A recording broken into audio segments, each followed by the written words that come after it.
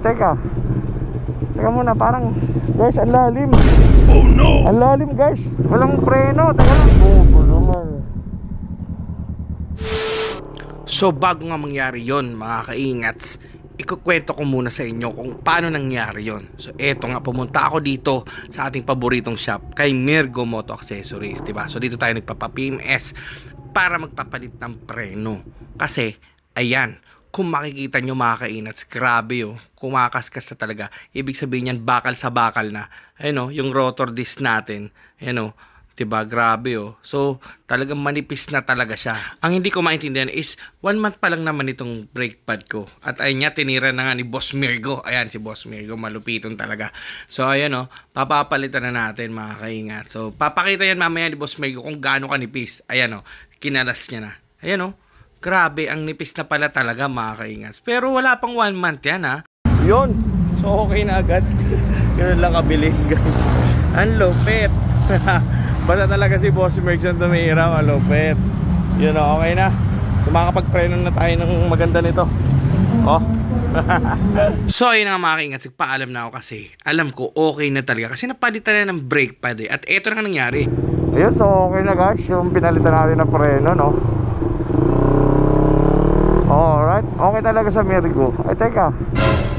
Teka muna, parang guys, ang lalim. Ang lalim guys. Walang preno. Teka lang. Oh no! Teka lang. Wait. Ba't ganun? Walang preno. Ang lalim. Ayaw kumagat. Balik tayo. Kaya naisipan ko agad na bumalik ulit sa Mirgo. Naku, backjab to. Ay. Sablay. Ba't ganun?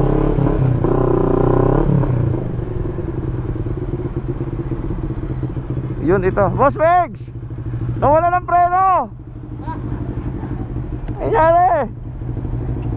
Ayusin natin.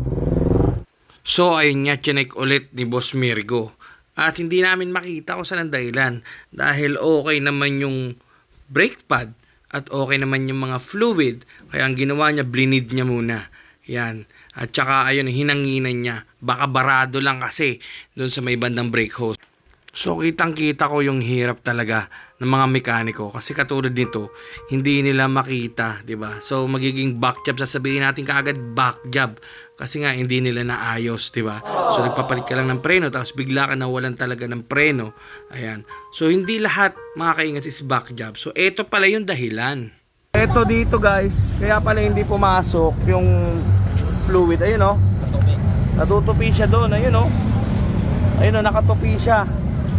Ayun, kaya walang pumapasok na brake fluid. Kaya ang sisirain yan guys pag ganyan, yung eto mismo na brake pad nyo, puputpudin niya kaagad yan. Kung pupunta ako dito, may 1 month. Pero hindi dapat ganun kadali maputpud ang mga brake pad kasi napakakapal yan guys. Yun, kaya pala yun ang cause, isa sa mga cause. Kaya yan o, ayan yung natupi o. Ayan, kitang kita may ano, may tupi o. Pakita natin Boss Megs. Ayan mismo guys. So, check nyo lagi yan kung natutupi yung mga hose nyo. Anong tawag yan? Hose ng brake pad na? Brake hose. Brake hose. Yan. So, check nyo lagi yan.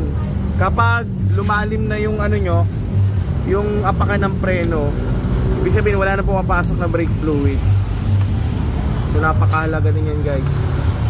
Alright. Malupit talaga ito si Boss Megs. Nakita niya yung mga ano. Mga hindi nakikita ng iba.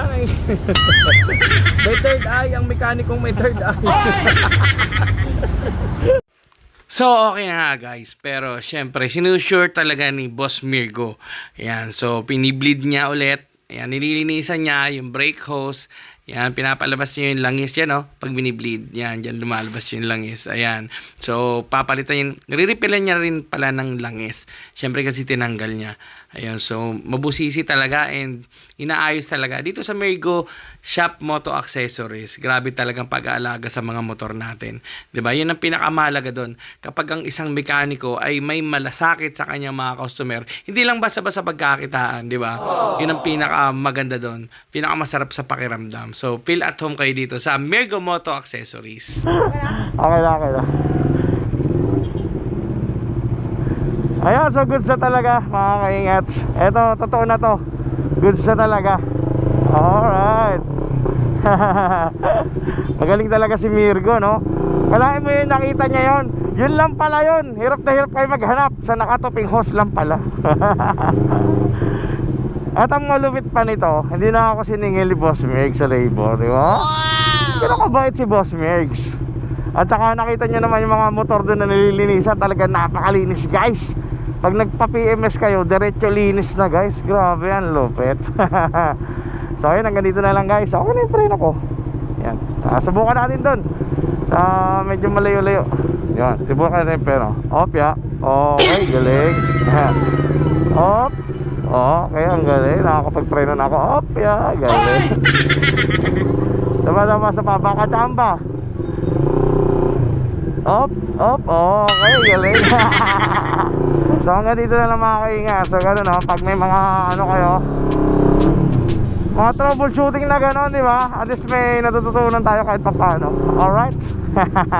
Godspeed to all. Then ciao.